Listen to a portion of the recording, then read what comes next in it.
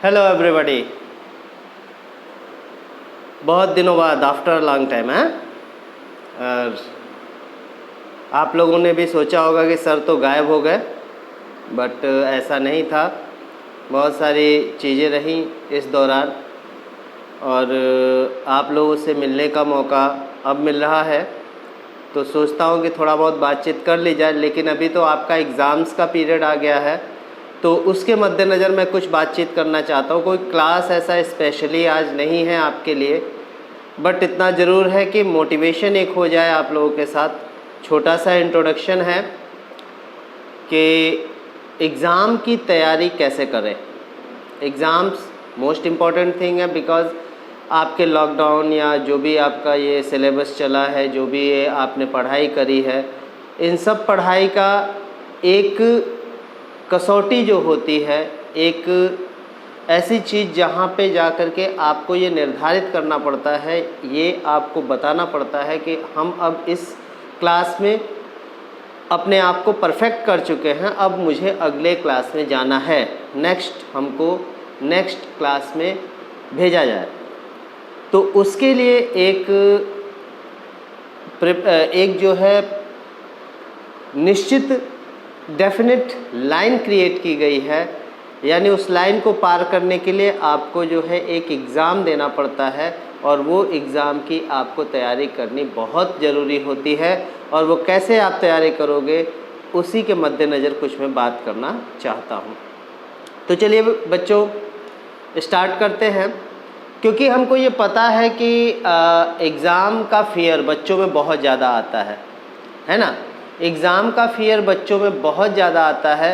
In that condition अगर वो exam से डर जाते हैं तो तैयारी भी अच्छे से नहीं हो पाती है। ओके, तो तैयारी जब अच्छे से नहीं हो पाएगी तो फिर पेपर में आप करोगे क्या, ठीक है ना। तो यहाँ पे कुछ पॉइंट्स हैं मेरे हिसाब से, जो मैं सोचता हूँ कि अभी जो आपके पास टाइम है, पहले तो टाइम मैनेजमेंट आपका बहुत ज़रूरी है। Time manage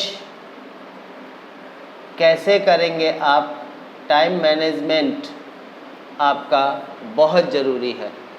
time management means कि आपके पास अभी आप सोचो कि आवर वाइज, या आपने जो भी अपना शेड्यूल बनाया होगा उस शेड्यूल के हिसाब से आप पढ़ रहे होगे, बट अभी आपको टारगेट करना होगा, आपको टारगेटिंग रखनी होगी। आपको एक टारगेट बना करके चलना होगा कि उस टारगेट से आप पढ़ाई करें, ताकि आपका जो भी क्वेश्चंस हैं, जो भी आपका सिलेबस के क्वेश्चंस हैं, जो भी आपके इम्पॉर्टेंट थिंग्स हैं, वो प्रिपेयर होते जाएं। तो यहाँ आवर वाइज ना जा कर के आप डे वाइज चलने की कोशिश कर सकते हैं।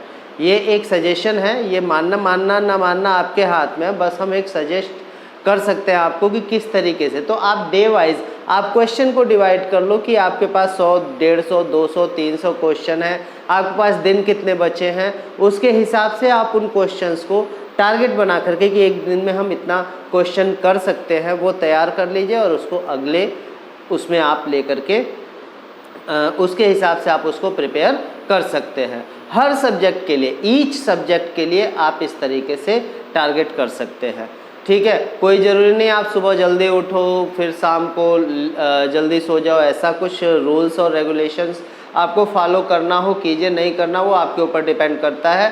बट टारगेट करना बहुत ज़रूरी है कि किस टारगेट से किस तरीके की टारगेटिंग आपकी होगी कि वो टारगेट आपको जो है कम्प्लीटली, मतलब उस कम्प्लीटली आप अपने सिलेबस को कवर अप कर सकते हो।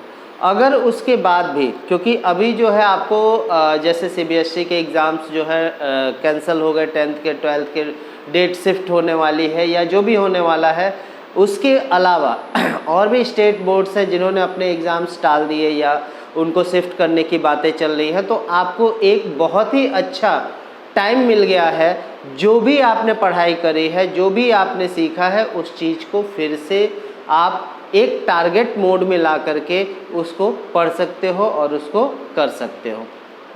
तो अभी भी आपके पास जो समय था 10 मई से, जैसे गुजरात बोर्ड में 10 मई से एग्ज़ाम था, मई 10 से एग्ज़ाम था, बट वो पोस्टपोन्ड हो गया है, आगे डेट शिफ्ट होगी। कब होगी? मिनिमम 1 मंथ आपके पास होगा जिसमें आप अपने फिर से सारे सिलेबस का टारगेटिंग कर सकते हैं। 1 मंथ यानी 30 डेज को आपको यूटिलाइज करना है, आप कैसे भी कर सकते हैं। उसके लिए भी आपको टारगेट बनाना पड़ेगा, अपना शेड्यूल प्रिपेयर करना पड़ेगा, वो शेड्यूल आपको पता होना चाहिए, ठीक है।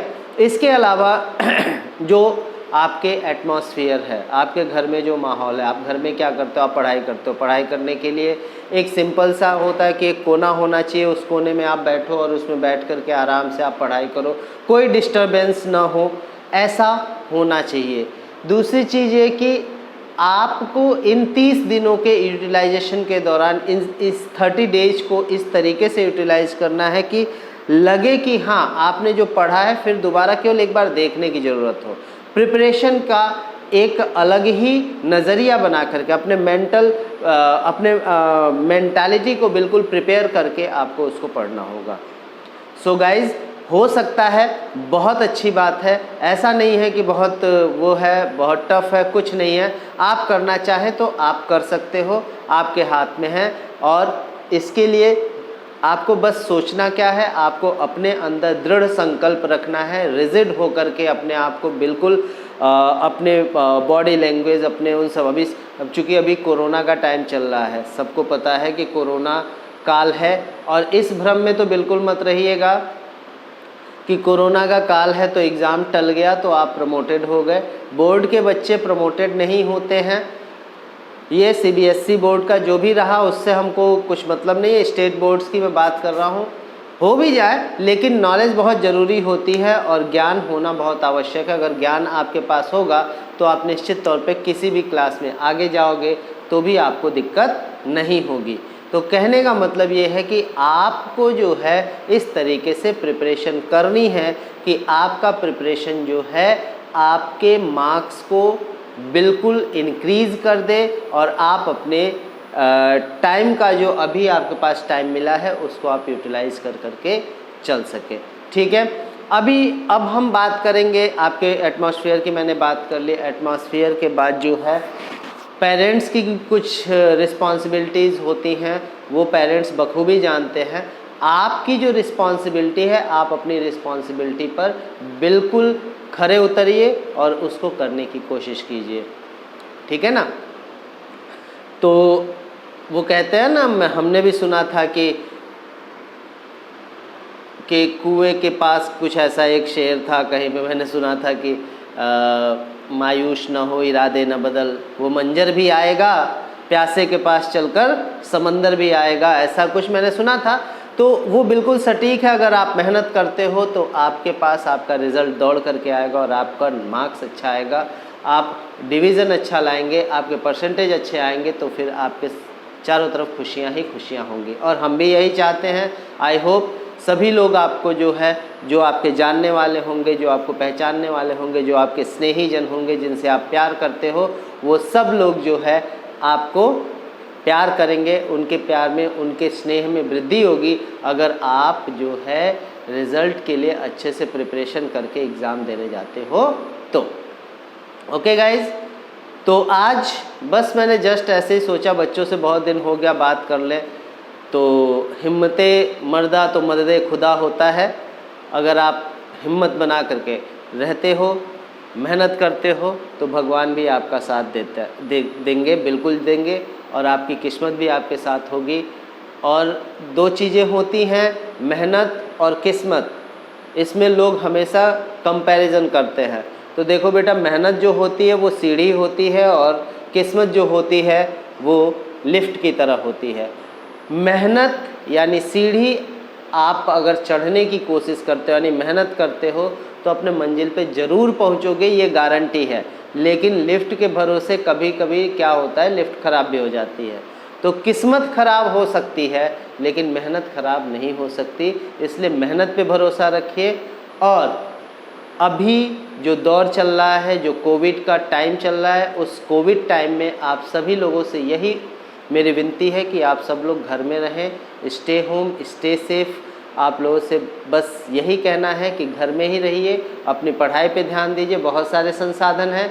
अब आपको आगे हो सकता है कि वीडियोस मेरे भी आपको मिले ताकि आप उससे लाभ ले सके, उसका प्रॉफिट ले सके। ठीक है, तब तक के लिए सभी को मेरा नमस्कार। सभी से मैं विदा लेना चाहता हूँ, फिर मिलते हैं अगले वीडियो में। तब तक के लिए गुड नाइट, सब्बा खैर, और डोंट फॉरगेट कि आपको सेफ रहना है। ठीक है, stay home and stay safe. Bye.